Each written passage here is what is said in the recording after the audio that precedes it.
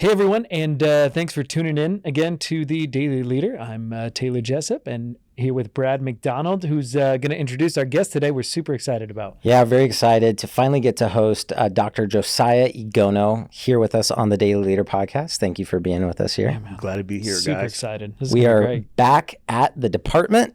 Yep. Thank you, department. Thank you, department. Always Cheers. appreciative of their time. Appreciate being here in the podcast studio with them. And of course, behind the camera, we have Jesus Frayre with Video Pilot at videopilot.io. So if you're interested in getting some production services, Jesus is your guy. And gentlemen, here we are. I'm super pumped. Let's go. It's going to be great. So let's kick off by just telling us a little bit about yourself. Give our audience a quick rundown, who you are, what your business is, and then I'm going to get into the book. Absolutely. Josiah Igono, again, nice to be here with you guys today. Man, I'm a performance guy, performance specialist, and it's one of those things where, people throw around words a lot and they lose their meaning. So what does that mean? What does performance mean, right? Performance is the execution of a specific task or function. So how do you help someone to perform better? And in my case, I work with athletes, right? And mental performance is a big part of what I do. So when you start talking about bigger, faster, stronger, how do you work with athletes on the mental side as it relates to confidence, as it relates to perfectionism, as it relates to focus, as it relates to leadership, all these things, right? And so grew up here in Phoenix, Arizona. Was blessed with the opportunity to play college ball here. And then when I graduated college, I always knew I was going to work with athletes, right? And I knew that I was going to train them physically, I was going to challenge them mentally, and I was going to encourage them spiritually. That became my mission statement, and I've done that to this day. That's fantastic. So tell us about All Things Performance. Mm-hmm. That's part of the way in which I've gotten to know you just by following All Things Performance. And then I'm going to ask you about the book. Absolutely. So All Things Performance is the name of my consulting company.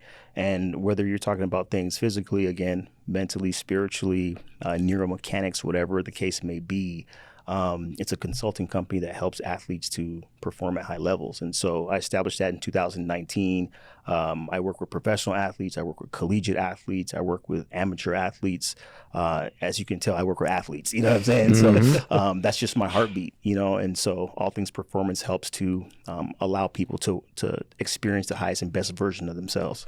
And so what led to All Things Performance? What were some of the experiences, opportunities that you had before that prepared you to kind of jump out on your own and do what you do now? Yeah, so I worked professionally. Before that, I worked professionally in baseball for almost a decade, right? So I worked with the Texas Rangers.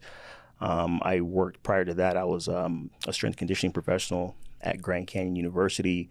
I've worked in the private sector. I worked in full-time ministry.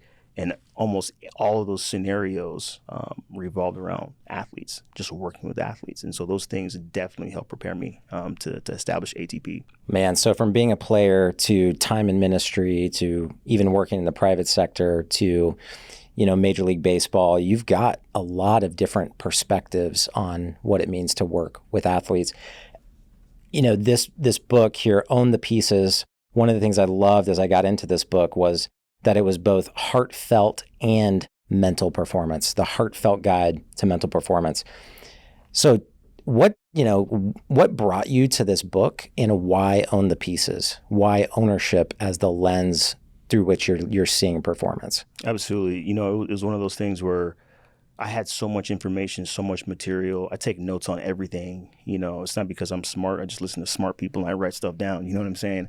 And I said, you know what? I need to put these ideas into a palatable way, for athletes. And so when you look at the title, Own the Pieces, I'm guilty of this as well. You go to a sermon, you go to a conference, you go and you listen to, an esteemed coach, an educator, whoever the case may be. You hear them talk, and it does this. Whoop. You know what I'm saying? Yeah. And it's just like, you know what, man? Like when you look at the different ways to learn, learning does not come alive until you can do it yourself and you can teach others to do it, until you own it. That's when learning comes alive. And so That's why the book is called Own the Pieces. There are several different pieces to performance, or whether you're talking about perfectionism, confidence, focus, clutter, multitasking, the different and various mental skills. There's so many different pieces to performance, and you're not going to be able to institute any of them until you own them. So that's why the name Own the Pieces. I love that. One of the things I really appreciate about this book is just how you broke down performance into a couple of different key frameworks. That's something I think Taylor and I are passionate about as we do leadership development, with whether that's with my clients, is I want people to be able to walk away with a mental model for how to do the work of leadership, and in your case, performance. As you think about, what you love about performance, what is one of your kind of favorite mental models or frameworks from this book that any of our listeners can hear and just go apply in their day-to-day life? As it relates to performance, period? Yeah. Or take it in whatever direction, you'd get excited about as you think about, one of these frameworks. And so what comes to mind for me is like BRASS, BEAST, some of the work on focus. I mean, there's so many good tools and tactics in this book that I can go implement. Yeah, there's a lot of different acronyms and analogies and tools that I give in the book. If you look at the number one chapter, the first chapter is on focus, right? And Kill the noise. Yeah, kill the noise. And the reason why focus is the number one chapter is because if you can't focus, you can't do anything. You can't do anything else. If you can't, when you start talking about a mental model, if you can't focus, you can't do anything else. So, focus is one of those things where ever since we were a kid, your coach, your parents, caretakers, your teachers, what do they tell us? You need to lock in. You need to focus. So what do we do? I say that to my son all the time. Hey, just focus. Buddy, I just need you to focus. Yeah. He doesn't know what focus means. He has no idea. It means nothing to him. Yeah. So what happens? What happens when we are told this vague information over and over and over again, right?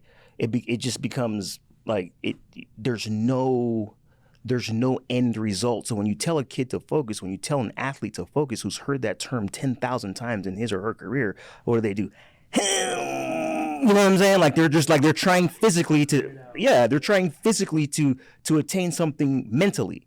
And it's actually the inverse, right? And so it's just like, so focus, I gave the methodology. The first thing that you have to do is you have to identify the immediate mission.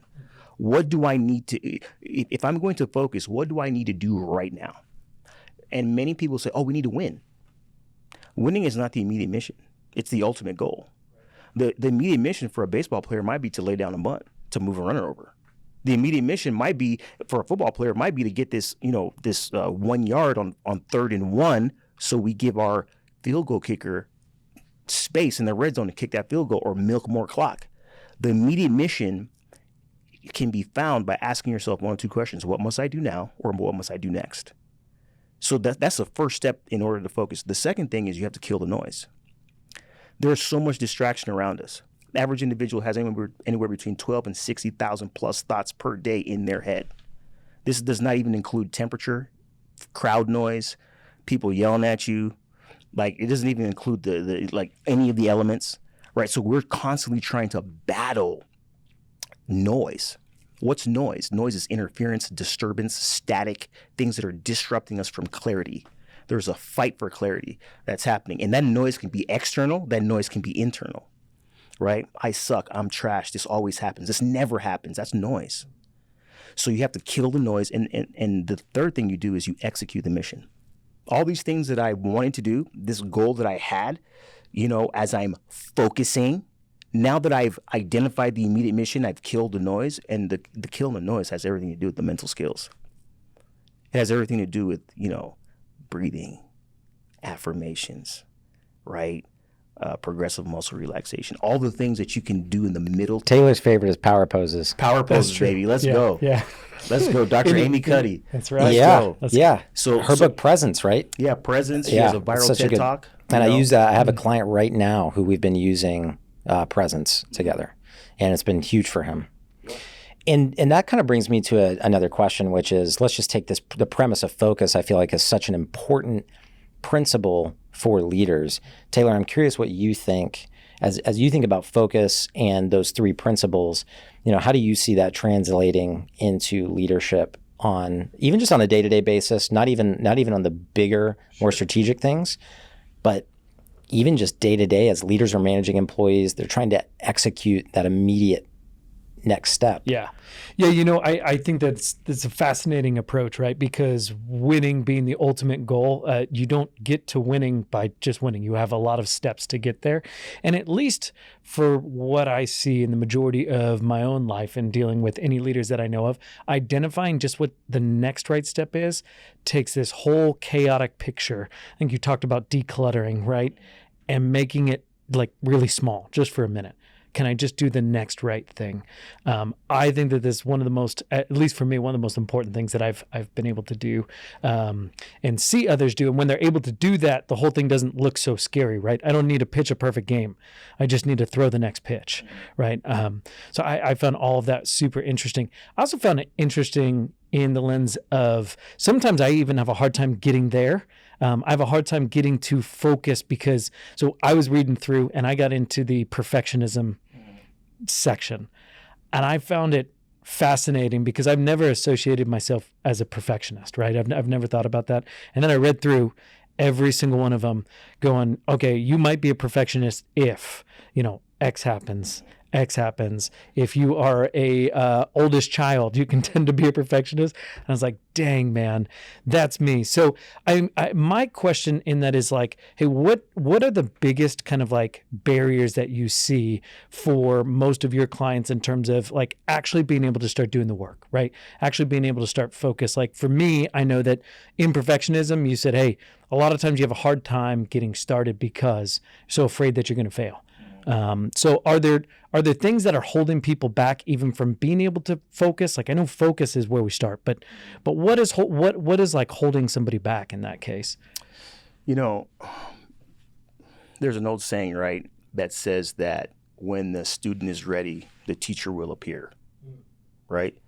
And so it's one of those things where usually when I work with athletes, when they come to me, they're ready, man. They're ready to work. Somebody has told them about me, they've seen something, and they're just ready to work. And, I don't want to be cliche, but the biggest obstacle that we have is ourselves. It's our programming, man. It's our programming. When you look at any person, any professional, there are typically three main things that determine where we are in our station in life as it relates to this. Verbal programming, the things that we heard over and over and over and over and over and over again from our parents, our loved ones, those that we respected. Modeling, things that we saw over and over and over and over again from the people that we know, loved, and respected, right? And then critical life events. And these critical life events can be good or they can be bad. A critical life event can be the birth of a child. It can be a college scholarship. It can be the death of a family member. I used to do pre-draft interviews, and I would hear stories, right?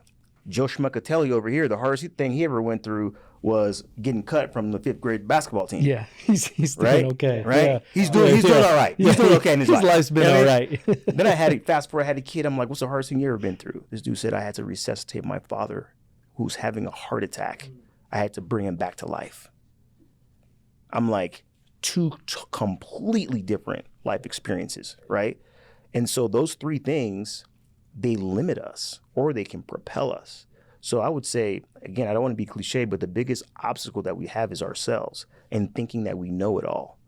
But then when you come alongside somebody who is an expert and they challenge you and you allow them to challenge you, man, you can go to unforeseen heights. Yeah. No, that's really good. That is really good. One of the things I'm hearing there is this sort of power of positive self-talk. Why is perfectionism and self-talk linked? Why are those things so tied together? Yeah, that's a good question. When you start talking about self-talk can be positive, it can be negative. If you ever get a chance, go and look at Dr. Loretta Bruning's work, The Science of Positivity. Powerful stuff. Negativity, cynicism, sarcasm, they're all contagious. And then you know what? It actually feels good when you do it. They say misery loves company. There's science behind this. If you are sarcastic and you say, man, did you hear what she did last week? Dude, did you hear what she did last year? You know what I'm saying? What happens is you start making these little micro predictions about what's going to happen. Coach is going to run us tonight. I guarantee you he's going to run us after practice. And we're going to run long and hard. Man, dude, you're right, man. And all of a sudden what happens? Coach runs the crap out of the team. I told you. And then there's a little micro dose of dopamine. I told you what was going to happen, right? It's like the two, monkeys or the prey that's in the jungle, and all of a sudden the lion comes and they're like, holy crap, I need to run up into this tree, right? Scratch the proverbial itch of surviving. That's what happens mentally when we are sarcastic, when we complain, when we are cynical. When the thing that we most fear happens, we say, told you, right? So when you start looking at perfectionism, why don't we hit send when it's ready? Why don't we turn in and submit the assignment when it's good enough? Why?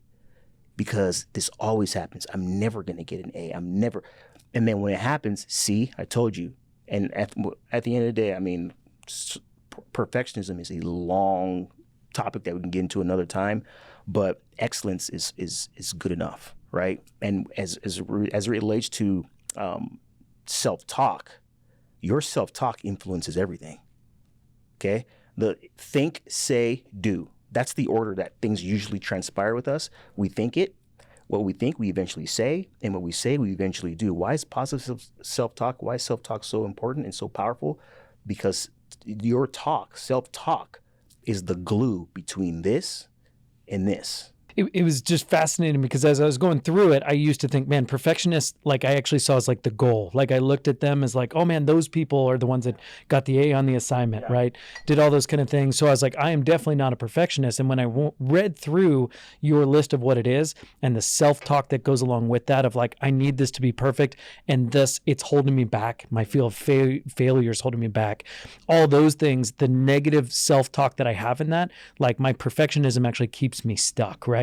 That's what I heard from it, and I think was it Henry Ford that said, "If you think you are, you are."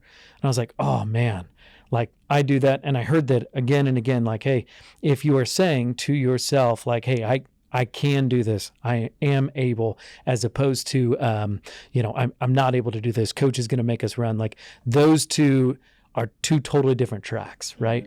One is kind of going down the lane of.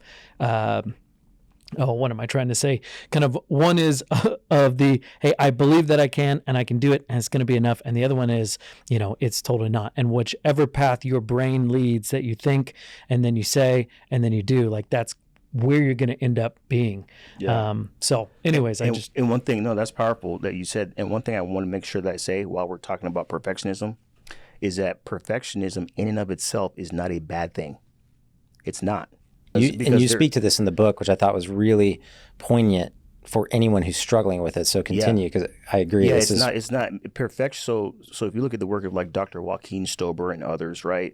There's the model that I love is you have healthy perfectionists, unhealthy perfectionists, and then you have non-perfectionists. A healthy perfectionist is somebody who strives high. I want to get an A on this test. I want to go 15 for 15 for my free throws. I want to go 15 for 15 on my passes if I'm a quarterback. There's nothing wrong with striving high. As a matter of fact, the research shows us that those who strive high in whether it's sports, academia, or music, they actually outclass and outperform their peers. That's what the research says. So there's nothing wrong with striving high. The problem is in the maladaptive behaviors that happen, that occur when it's not perfect, such as, hey, there's a chasm in performance. So I thought this was going to happen and only this happened. So I must suck. I'm not good enough, right? There's a fear of criticism. There's a fear of failure. There's maladaptive coping, the bad addictive behaviors that starts to happen. That's bad. So a non-perfectionist, on the other hand, is somebody so a healthy perfectionist is somebody who strives high and doesn't care. Doesn't care what anybody says, doesn't care what the result is. They're going to learn from it. Kobe Bryant. Kobe Bryant said he went as far as saying, the late Kobe Bryant, God rest his soul, he went as far as saying that there's no such thing as failure. He's like, what is that? He's like, what is that? There is no, you learn from it, right? So that's a healthy perfectionist. A or a unhealthy perfectionist rather is somebody who strives high. I'm trying to get that 15 out of 15. I'm trying to get this 100% on my math test. They strive high, and at the same time, they care what everyone says about them. They care too much, and so it destroys them and eats them up because you only got one tank, last time I checked.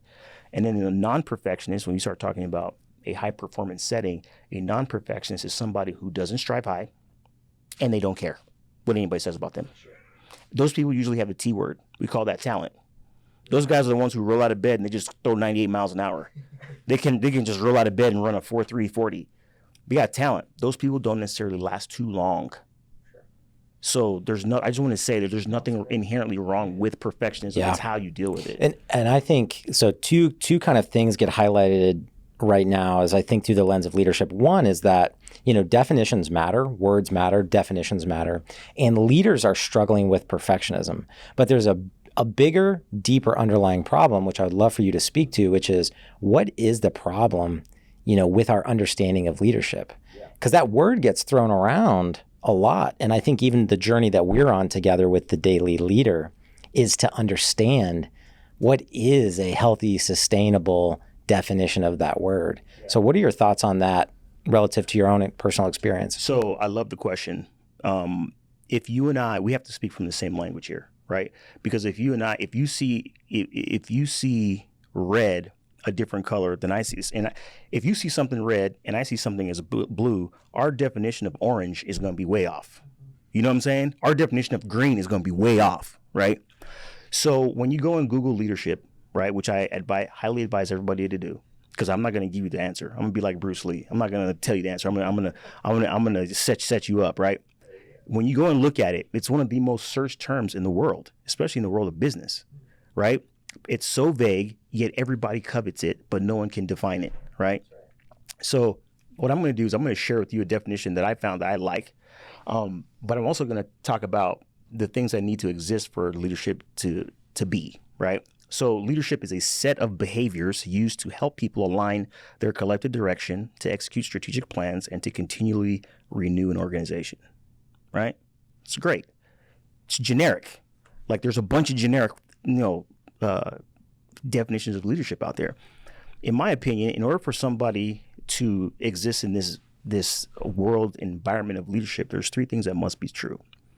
Number one, there has to be an audience, right? Who are you leading? That audience can be as small as one person. It can be yourself. It can be, if you're a single mother, it can be your son, your daughter, right? If you are a coach, it could be your organization, right? You have to have an audience. Number two, you have to have a goal. There's a destination that you're trying to go to. In order for you to lead anybody, anything, there needs to be a goal. There needs to be an end result, a destination, a GPS place where you're going. And number three, right, you have to have gifts, talents, abilities, skills, and disciplines to do that. That is how you drive the ship. That's how you drive the car. That's how you lead people. That's how you move them from A to B. John Maxwell, one of the foremost thought leaders on leadership, says leadership is influence. That's what it is. That's how he defined it. It's influence. It's impact. How can you impact the situation, right? In order for you to have a vehicle, the vehicle has to have some type of modality, which is usually wheels. It has to have some type of engine or motor, and it has to have a means whereby we can steer it. And the definition I just gave, those three elements that must be in existence, is how you build your car. That's how you build your leadership vehicle. I love that. Yep. That's great. That's great. Taylor, any parting questions? Anything? Any last things you want to know before we say goodbye to our guest here? Man, there's so many things that I want to know. I know we got to wrap up here. I am, I guess, a little bit intrigued in that of kind of this idea versus like being and doing, because it sounds like in all of this, if we want to get to the end destination of, hey, we want to take somebody somewhere, it has so much to do. And I think you unpacked this a little bit earlier before we even started recording. Like, just want to hear your quick thoughts on Man, so often the problem that people come into your office saying, hey, I want to perform better in this, actually ends up being more of a heart problem, right? Mm-hmm. So can you just unpack that just for a second? Just tell me a little bit like, hey, if I come into your office and I'm going, hey, I want to lead, like talk to me about what you kind of experience in that realm. Like what is it on a heart level that you see with people? Yeah, when you start talking about the heart, right? I love there's a Bible verse, and I can't quote it specifically, but it says that, out of the issues of life, they flow from the heart, right? Mm. If you ever want to see who somebody really is, right, put them in a trying situation, put them in a hard situation, put them in a difficult, a dire situation, and you'll see who that man, who that woman really is. You can't hide from that. So much of us, so many people are caught up in impression, right? I want to impress people. I want to put an outward stamp based on an inward reality, right? Or I'm trying to create this outward stamp based on how I want you to feel about me. And so many people are trying to impress, right? Whereas the expression of a man, the expression of a woman is where you want to, that's what you really want. Because if I unpeel an orange, there's going to be nothing but orange inside. Grapes aren't going to be inside. Cherries aren't going to be inside. When I squeeze an orange, if I had an orange here on set and I were to squeeze it, orange would come out, right? That's the expression. It's the, we all have kids here, and our kids are expressions of us. Us and our wives, they're expressions of us. They have our DNA in them. So when they walk around, they're like, dang, man, that kid looks like me. or they looks like, she looks like her grandma right now. They're expressions of us, right? And so why do I bring that up? Because when you start looking at heart issues, as you mentioned, heart issues, they're always going to come to the surface, whether you want to face them or not. They're always going to come to the surface, whether you want to face them or not. And when you don't face them, the longer you run from them, the bigger they become, and they come out in sometimes the most inopportune moments. And so for me, when I work with athletes, I love to get to the heart, right? It's heart, mind, performance. Because if I can get to your heart, I can get to your mind. And when I get to the mind, we can talk about X's and O's and strategy and tactics and hacks and all this stuff, research. I can share all that stuff with you. But that stuff doesn't mean a dang thing. It doesn't mean anything as it relates to your performance and as it relates to your life if this isn't right. It doesn't mean anything. I've dealt with so many high-performing athletes that all we did was unlock this, and everything changed. No amount of research, no amount of book recommendations, YouTube videos, that stuff doesn't work if this ain't right. Yeah. Yeah, no, that's fantastic. It kind of sounds like your capacity to lead and perform is hindered by the capacity of your health and your heart inside, absolutely. Right? So the level and extent to which we are healthy on the inside is the level and extent to which we can actually healthily perform, absolutely, right? And healthily lead teams. So I think you do a great job articulating some really tangible skills, like the second half of the book of going through some different breathing exercises and stress and all kinds of things. But like you said, all of that won't work until, right, we get to, hey, what's going on in the heart. So I just thank you for sharing that, man. I really appreciate that. All right, there we have it, guys. Own the Pieces, The Heartfelt Guide to Mental Performance by Dr. Josiah Igono. Dr. Igono, thank you for being here. Yeah, man. It's been super fun to hang with you this morning, and we look forward to having you again soon. All right, appreciate you guys. All right.